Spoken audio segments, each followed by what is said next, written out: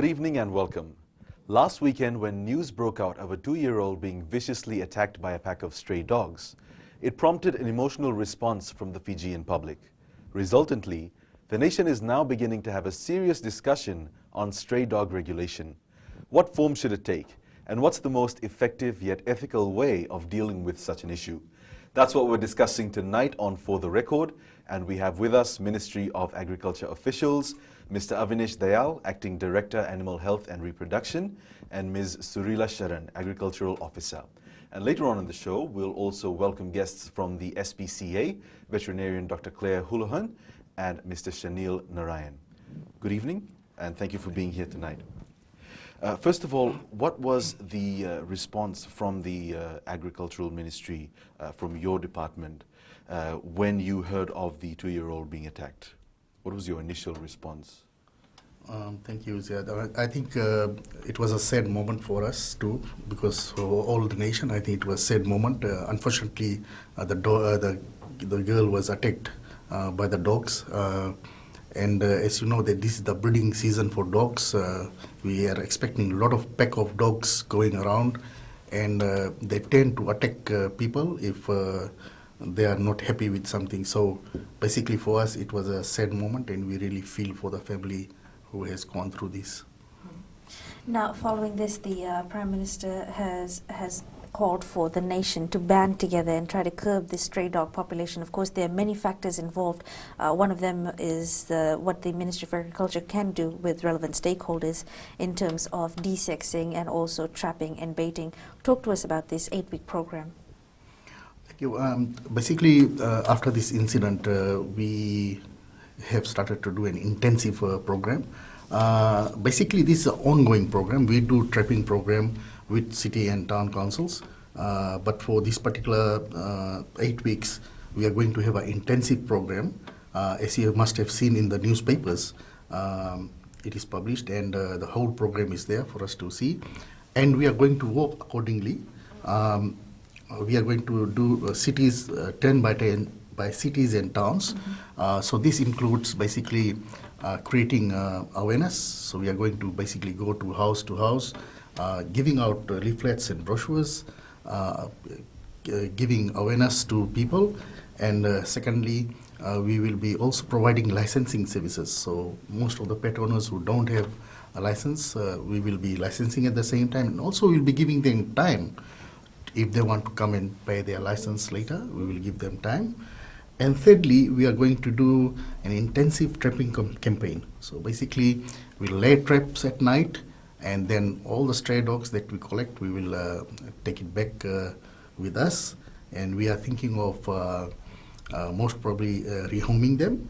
And if there's somebody who is interested to rehome some of these dogs, they are welcome to liaise with us. Now, you spoke about licensing, and we'll get to that later, but a lot of concern has been raised about the baiting and trapping. So there still seems to be some dissent among people thinking that it connotes to having dogs being poisoned. That used to be the practice a long time ago, but if I'm not wrong, as of 2008, that was discontinued.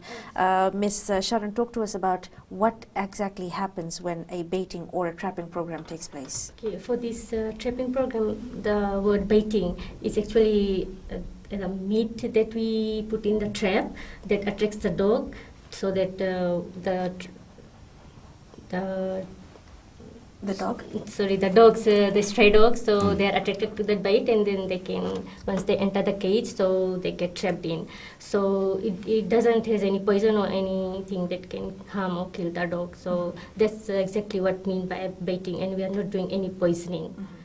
When you say trapping, you have big traps. It's nothing small, no sort of barbed wire, anything in there that's going to hurt the animal that's trapped? No, it's not a barbed wire or anything. It's made of what do you call it? It's a metal cage, and then we have for safety reasons, we for the floor we put the flooring so that the dog doesn't get hurt or injured. So yeah, that's how. So and the cage is big enough for the dog to to move around, and then if we can feed them what I can.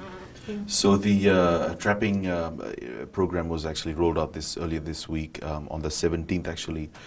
So talk to us about the progress Talk to us about the progress of that so far. Thank you. So for the last 3 nights, we have done some trapping in the hotspot areas, and this is Nandi, Narewa, where the incident took place, and also some areas in Suva, especially the Tadirua settlement, and we managed to catch or trap some dogs. As of this morning, Friday, we have received around 46 dogs, and they are with us at the moment. So when you lay out these traps in these hotspot areas, sometimes people get concerned, what if the dog is there the whole night and it's going to be making too much noise, I've got to go to work the next day. Do you come over the following day to get the dogs, or does it stay there for a while? No, what we do when we lay the traps, our staff, they will be there. So like as in the program, we'll be running it from 7 to 11 o'clock, and then the staff will be monitoring the cages. As soon as the dog is trapped, the dog will be taken to the... I mean, the reason for this line of question is because, of course, of the ethical concerns.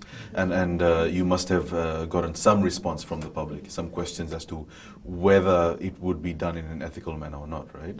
So basically, the dogs are kept maybe at most maybe 15 to 30 minutes once they are trapped.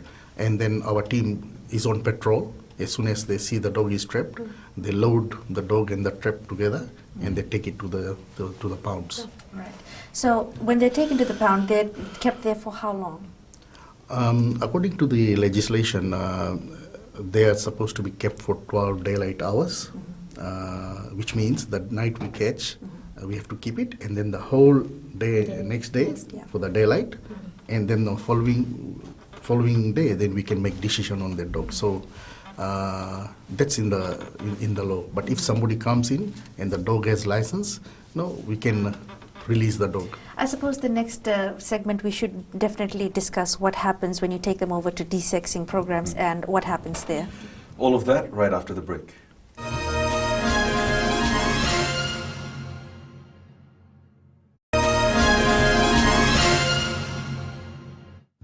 Mr. Dayal, the Ministry of Agriculture has now started to act on this. However, has controlling stray dog population always been a priority for the Agriculture Ministry, or is it just being done as a reactionary measure because there was a public outcry for control, or because the Prime Minister ordered strict action to be immediately taken?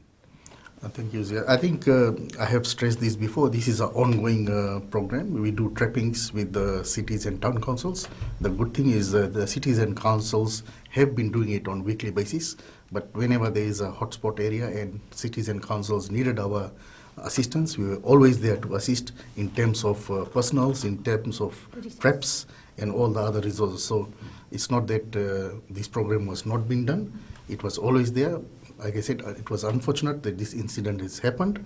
So we are actually now, for these 8 weeks, we are really going to do intensive program, but it will be like a package where we'll create awareness and licensing at the same time. If we can go back to the actual attack itself, do you receive complaints often about children or anyone for that matter being attacked by stray dogs? Is it in the nature of a stray dog to be that way? Normally we don't get those complaints, but of course we get complaints when people see there's a lot of dogs loitering around, damaging maybe property, cars, especially when they bite car bumpers and other things, and also when they feed on rubbish and other things that are left by people. They would call us that there's a problem, and if you can look at it. Or sometimes when the pack of kids working together and the dogs are trying to bark or go after them, then that's the time they normally complain to us. Would you say it's rare for a person to be attacked by a stray dog? Unprovoked.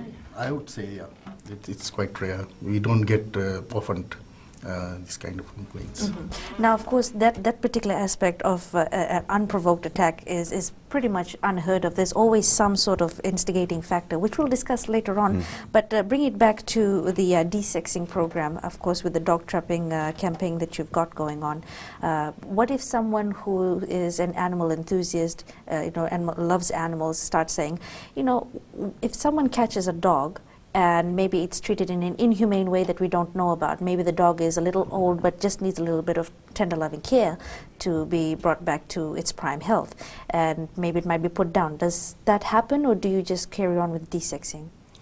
No, so in the trapping campaigns, when we catch the dogs, what we do is we consult with organizations like SPCA, and then even we take the dogs to the SPCA, and what the vets do there is they look at the condition of the dog. If it's very sickly, it's in bad condition, and due to animal welfare concerns, then normally they recommend us to put it down. So that's where when we put the animals down. But otherwise, rehoming is the best option. And there's a lot of people who want these animals. They always come down to SPCA and then they get these animals, and provided they pay necessary licensing and also maybe deassessing. SPCA does all those things. Speaking of licensing, that's a very interesting point. Quite a lot of us in Fiji have this mindset that, oh, I have a pet at home, I look after it, I feed it, I bathe it, therefore it is my pet. But there is a regulation where dogs need to have a license. You mentioned off camera that the license is only valid for a year. So talk to us about the licensing program. How does one go about getting a license, and what are the implications of not having one? So it's very simple for licensing a dog. For the dogs which are 6 months above should be licensed. So if you have a dog, you have a pet, you have to license it. And then the thing is, you can just go to your nearest agriculture office, animal health office, and then you inquire that you want your dog to be licensed. And then you'll have to just give your details and your location, and then the number of dogs that you want to have licensed, and then you'll be provided with a dog tag, the license, and then that one you have to, the pet owners, they have to affix it, they have to buy the collar and then affix it to the... Now, a license is just like, well, pardon me for equating it to a birth certificate for a human being, just like a child. You have to have it registered, and then there's also only the validity of a year. Exactly. Yeah. So it's valid for 31st December of each calendar year, and then you have to renew your license for the next year. Talk to us about the laws regarding licensing. So is a pet that is kept, if it's not licensed, is it illegal to own that pet? Yes. Yes, it is illegal, and if somebody is found to have keeping animal without, a dog without license, then definitely they could be fined. So because this is Fiji and we are the way we are, a lot of people misunderstand it to be that if you put a collar on a dog, it automatically means that it's valid to have that. So is that the only form of identification? How do you identify a pet that's licensed and one that isn't? So basically, the license, like I have said before, it's we have to go to agriculture office and you get a license certificate, right, in which the details are written, and then with that certificate you get a tag, and this tag is normally colored. For each year it's different color. Okay. So the owners have to, like Surila has said, that has to be affixed to the collar. Right? The collar is something that you can buy from anywhere, from vet shops, or maybe some supermarkets are also selling now, hardwares are selling these, so you just have to affix it. So when our team, our inspectors are going around, they look at this color of the text, they will know which year this dog has been licensed for. So it has to be done on yearly basis. So 31st December is the cutoff, so you have to then again go in January most probably and renew the license again. For someone who may be planning to get a license, what's the process like? Does it involve standing in a long line, or is it a lengthy process? Is it an expensive process?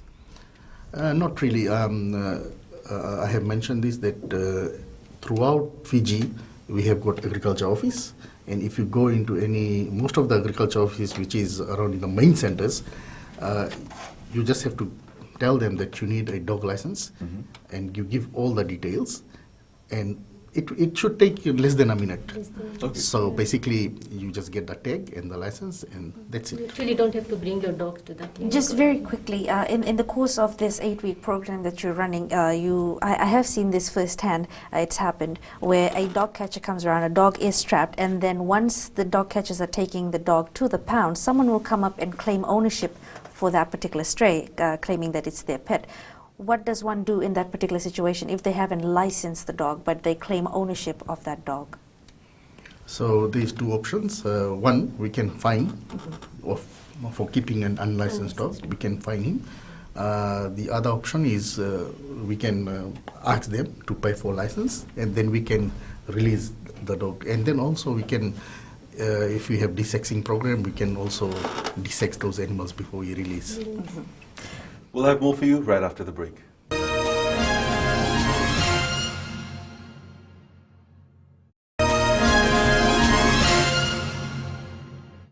Welcome back. We're now joined by Mr. Shanil Narayan, Clinic Manager at SPCA.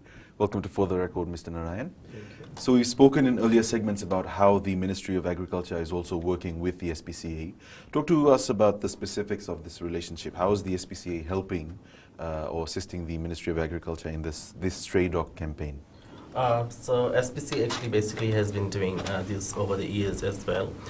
We monitor the trapping with the City Council. We have been working closely with the City Council and Ministry of Agriculture. So basically our team, like the team of clinic team, the vets and the vet nurses, we monitor that the whole process is carried out humanely, that no animals get injured during the trapping process, because few of the client-owned animals get trapped as well. Everything comes to SPCA, our team assesses them, we hold them for the holding period. Mm-hmm. If any dog comes with a tag number, like if they're licensed, we do our best to contact the owners, because all is recorded, like the number and the tag, the phone contact, everything is recorded. So we try to get hold of the owners and let them know that dog has been trapped and brought in. We put it out on social media, also newspapers, photos of animals with the information and the location they were trapped at. If the owners don't come forward and we're not able to locate the owners, then assessment is done by the clinic team. If the animal is healthy for adoption, we desex the animal, we license it up, basic vaccines, deworming, deflea is done, and the animal is put up for adoption or goes into our foster care program. Talk to us about licensing. There's been, a little bit of confusion, there's been a little bit of confusion as to who exactly is responsible for the licensing. Mr. Dayal said that the Ministry of Agriculture does do licensing, but I understand that the SPCA does too? Yes, so Ministry of Agriculture is the body which actually regulates, the legislation is under them that everything needs to be licensed. But SPCA works closely with them, with other animal welfare organizations. We also have license available at our clinics. People can just walk in, give their details, pay $13.50, which is the licensing fee, and you can license the dog. You can take a tag and take your dog. Talk to us about the collaboration between your two agencies on trying to get the best care out there for animals, including animal welfare and also safety for human beings as they go out doing the dog catching and baiting and trapping. Are they, consistently trained? Are they told exactly what is correct, what is inhumane, what is all right, what is possible? So for Ministry of Agriculture, those people who are involved in this particular program are our paravets. So these people are already trained as paravets, and animal care, animal handling is part of the training they receive. So we expect all our officers to handle the animals carefully, and till the time the animal is trapped, to the time we release the animal. How often do you get calls, or how often do you liaise with the ministry and also probably with municipal councils when they do these dog trapping and dog baiting programs? How many do you usually see, say, for example, on a biannual basis? So basically, this is like an intense clinic for 8 weeks. So this is like first time it has been done on a large scale and stuff. But it's an ongoing process. Super City Council and Outer Town Council, including Ministry of Agriculture, they do campaigns. They do it like once a month, probably a week per month. Mm-hmm. They do trapping and stuff, and we work closely with them to make sure all the animals are handled properly, and that animals, if client animals are caught, they are rehomed back to the clients or they are put up for adoption. So there are not a lot of animal or clinics like the SPCA, organizations like the SPCA that is concerned primarily with animal well-being. Do you feel that strain? Does the SPCA feel that strain? Yes, we do. We are the only shelter in the Central Division, and we cover like a large range of area, and so does the other welfare organizations, which is in Nandi and Bar area. Yes, we do feel the strain. We are the only ones who are doing like, catching these dogs, desexing them, putting them up for adoption. So we feel the strain, yes. In terms of the resources and the infrastructure that you have available, Yes. Is it enough to cater? I would say no. We can only house up to 150 animals, and after that, like, we reach our maximum capacity. We can't take in anymore. So yes, there's not enough resources, and we are also understaffed as well. Sometimes we don't have the trained staff to handle all these animals coming in as well. So yes, we do feel the strain sometimes. Well, with the recent cases, there have been numerous calls that have been made to our radio stations, people calling up and saying, I was bitten, I was attacked, they're vicious dogs, or something or the other happening during breeding season, or even off-peak season as well. Talk to us about awareness programs. How closely do you work together to actually get the word out, to make people aware that for a certain period of time they can expect behavioral changes in animals? I think that is something that we need to revamp. We have been doing to the pet owners, especially those pet owners who have been bringing their animals to the clinics throughout Fiji. We tell them what are the do's and don'ts. But we need to go, I think, house to house, like what we are doing in this intensive kind of program. We really need to get down to the people to give them awareness materials, tell them, and maybe I think this kind of forum or this kind of shows will really help people understand what dog control or keeping dog is about. Well, on that subject, it's in fact part of the Stray Dog campaign, distributing awareness materials. To whom do you distribute this to, and how far is the reach of this material, and what is contained in this? So basically what we want to do is go to house and ask certain questions to people if they are keeping dogs. If they are keeping dogs, we can give them leaflets and for more information. So this particular leaflet has got all the information on dog ownership, right, and responsible pet ownership. So basically what we have discussed is about the acts, about licensing, about the fines, about feeding your animals, about all care and everything. So this particular pamphlet has got all those information, but we would like to also create awareness not only through these leaflets, but as you know, we're going to have our agriculture show in first week of July. We're going to have a booth. We are also inviting SPCA and other organizations to be part of it, where we can, we can really create a lot of awareness during the three or 4 days. And just to wrap up this segment, finally, most of the burden of desexing falls to SPCA currently. I understand that we have a vet coming on in the next segment to discuss that. Yeah. But the ministry, you currently have 3 recruited in the past year, and there are plans for more recruitments this year. Yes, it was unfortunate that we had for the past few years only one vet who was looking after the whole ministry. That's for the whole of the country? Whole of the country. Wow. But we are so grateful we managed to recruit 3 vets, 3 new graduates from Australia and Malaysia, and now they are full-time permanent staff with us. We also are grateful that we also did 2 interviews, and very soon those 2 appointments will be done. So we'll have a total of 5 vets compared to 1, and this is where we can start and doing actually the desexing program.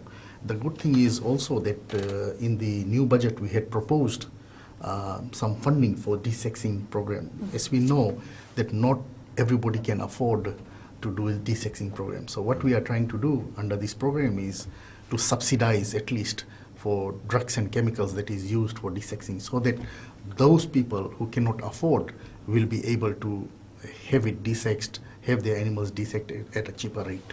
Thank you very much, Mr. Dayal, for joining us on the show today. Thank you. We'll have more for you right after the break.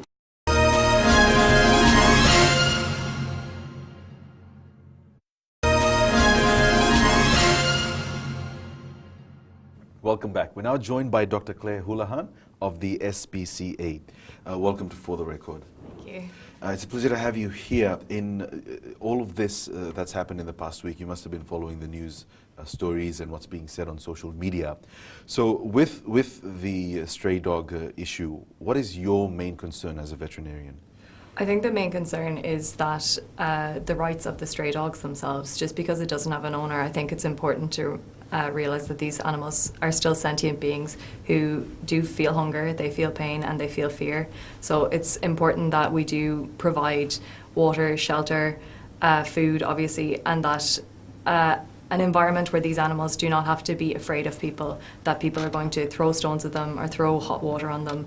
And I think that a lot of the stray dog population, it's important to realise that it does come down to irresponsible owners, a lot of it, that aren't desexing their dogs. And there's an attitude that if you have a male dog, because he can't have puppies, there's no need to desex him, but that doesn't really, you know. In the time that you've been with the SPCA, when you see an animal or a stray animal being brought in, what would you say generally about the way that Fijians treat their animals? I think there's definitely two extremes. We see some stray animals who come in who are in really good condition, and we really say it's hard to believe that this animal does not have an owner. And then there's the other extreme, that these animals that come in hairless, with injuries, marks from fighting. And I think it is that these ugly dogs that don't have hair, nobody wants to feed them, nobody wants them as their pet, and then they get even worse, they get thinner, they lose more hair. And then it's these animals that are at the biggest risk, I think. But it is... there's definitely a lack of concern for these sick animals.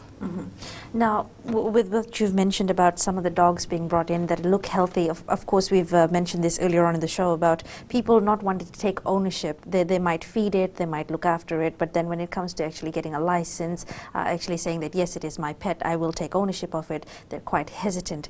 In that sense, do you see that this particular program is actually going to get those out there that have pets that they're not claiming as their own, getting them to come forward and say, yes, I'm going to have a pet now, it's mine? I think so, definitely, because since the start of this campaign, all this week, we have had a large number of people, an unprecedented level of come in. We've sold over 100 licenses in one day.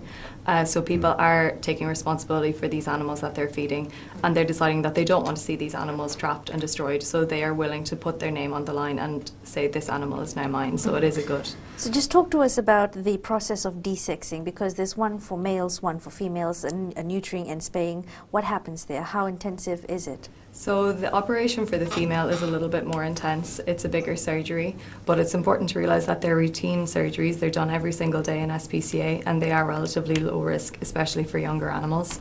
It's very straightforward. You bring your dog in the morning, and then they're operated on during the day, and then they go home that evening. They don't have to come back. They usually don't have any problems. So it really is very, very simple for people, and it's very accessible. We do it in SPCA, and every vet in Fiji will be able to provide that service as well. So that's for female dogs. What about neutering for males? So male dogs, it's the same. It's a one-day procedure. They come in, and it's just a less intensive procedure. They're not as sore after it, but it's important to realise that all animals are provided with pain relief for their surgeries as well. Now, so talk to us about the dangers of not getting male and female dogs desexed. Say, for example, in the span of a year or 2 years or 6 years, what happens when they keep continuing to reproduce? Because, of course, on average, a dog may have between 4 to 6 pups per litter. So you can see litters usually from about 8 to 10 puppies, so it's even greater than that. So one pair of dogs, if they have 2 litters a year, you can be talking about over 100 puppies 1 year later when their original litter has had puppies. You can get up to crazy numbers like 12,000 after 5 years. So it is important to realise that just by not neutering your one dog, you are contributing a huge amount of future animals. Yeah, and I think so. Like the major reason we have a stray dog problem at the moment is because a few like irresponsible owners didn't actually desex their dogs, and these puppies, like they had puppies, and they basically dumped them like somewhere in town or parks or roadside, and then it resulted in like a stray dog population problem. As a result of the media coverage of the 2-year-old Amari Whippy, there's been some form of outrage. We've seen on social media many pictures of dogs, people taking things into their own hands.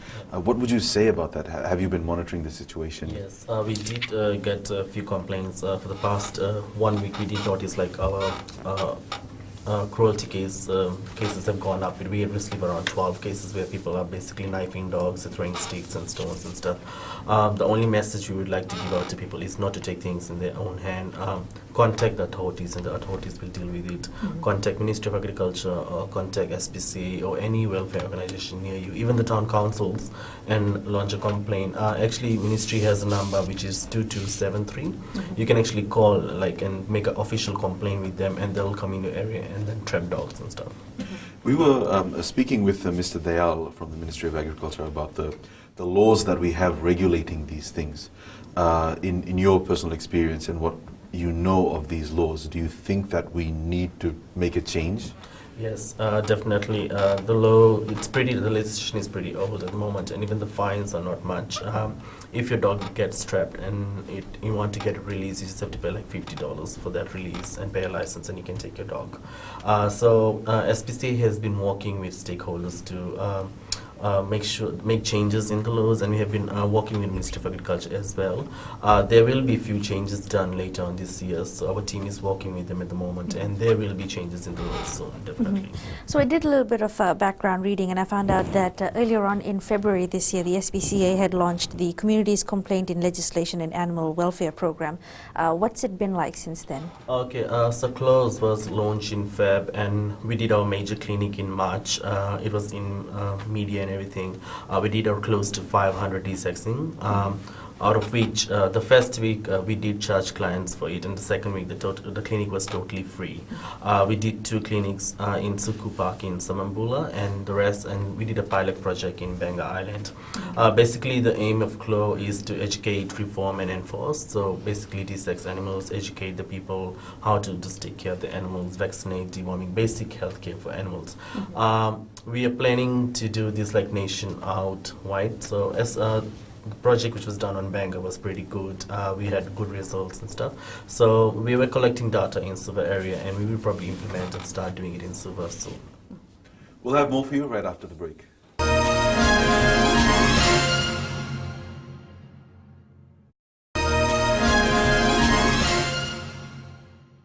Welcome back to the final segment, Mr. Narayan.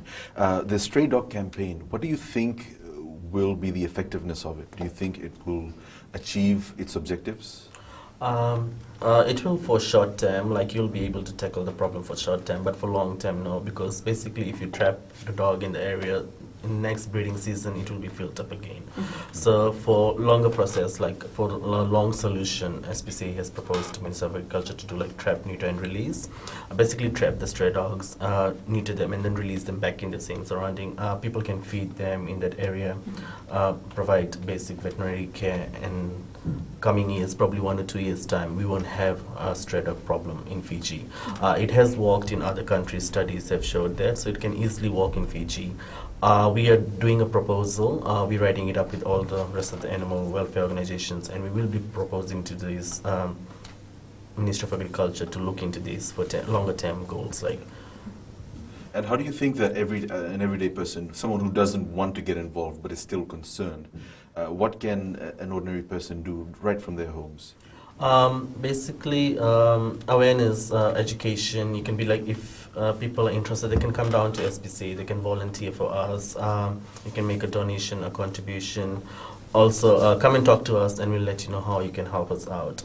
Even if you want to sponsor, like you can just, if you don't have a pet and you're not allowed to, like few of the people, their landlords don't allow them to keep a pet or so, you can always come and sponsor a desexing for someone who is not really able to afford one, or just sponsor a stray animal, or sponsor one of our shelter dogs.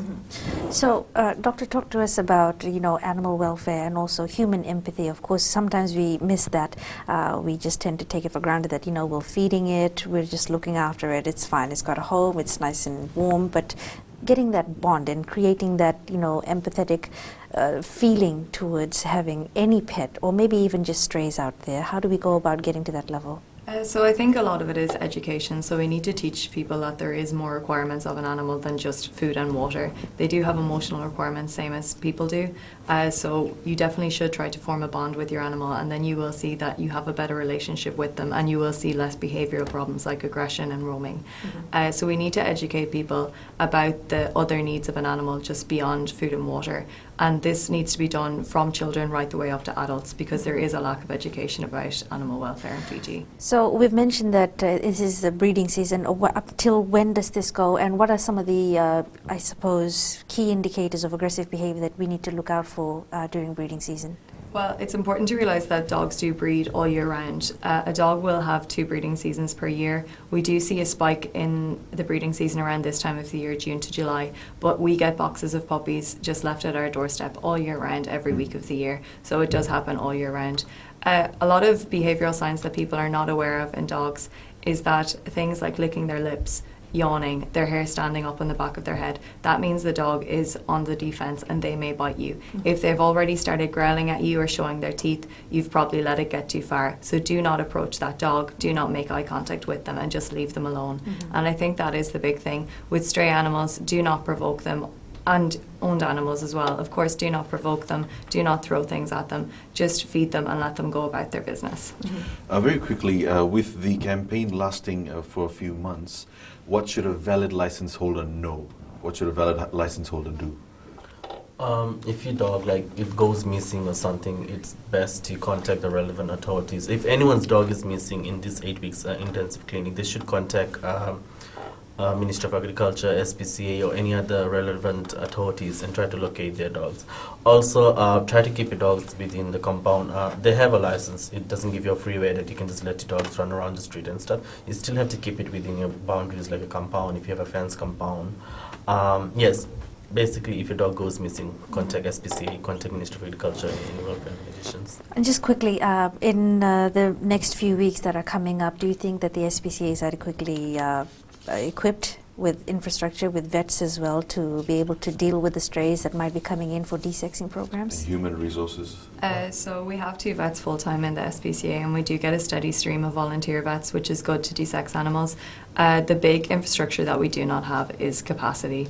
So we need people to come to SPCA. If you can adopt a dog, even just foster it for a couple of weeks, especially while this intensive program is being carried out. You know, just get the dog out of the shelter for a couple of weeks to make room for the ones that are coming in.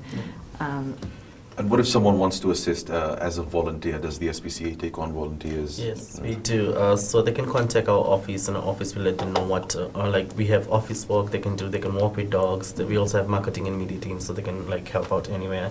And if people have concerns about stray dog, they can also contact our office, and we'll try to help them out in one way or the other.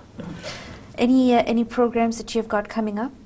We got small desexing programs running. We were actually planning to run one in Suva soon. So next month we will be doing a big desexing clinic. Like per week we'll be going to small settlements and villages and trying to conduct desexing clinics. So people can also call our office, and even volunteers can come forward to help us with that. We're having one clinic in Pacific Harbour tomorrow as well, like a desexing clinic. This is on Saturday. Yeah. It's on Saturday, just tomorrow. So yes, it will be at Pacific Harbour Police Station, so people can call us and get appointments. But there will be regular clinics coming up to get, like, the stray population. To Keep help an them eye out. on our Facebook page. We advertise all clinics that Yes. we do and everything. So currently, how many dogs do you have right now? We have At the 80. moment, yes, we have around 80 dogs and around 30 to 40 cats in shelter. So just about near capacity. Yes. Yeah. If, say, for example, either Ziad or myself would like to take part in the fostering program, are there any background checks that are involved? Yes, so you have to fill out forms, and then our team will do an interview with the people, and then we'll go from there. They do a background check just to make sure that people are, ready for this. Sometimes people take it, and then 2 days they return the animal back, and they said we're not, like, ready to take this animal on board. So yes, our shelter team normally looks into that, so they carry out a background check, do interviews with foster parents, and go from there. What about community awareness programs carried out in heavily populated urban and peri-urban areas? We have been doing education with schools, actually, and villages. So we're still working on it. It's nothing solid at the moment. We are trying to get into, like, primary schools to educate people, because basically that's where it will start. Like, we start at grass level and go from there. We have been talking to villages and trying to have materials like in Fijian and Hindi, so it's easy for people to read and understand most of the stuff. So yes, SPCA is working on that as well.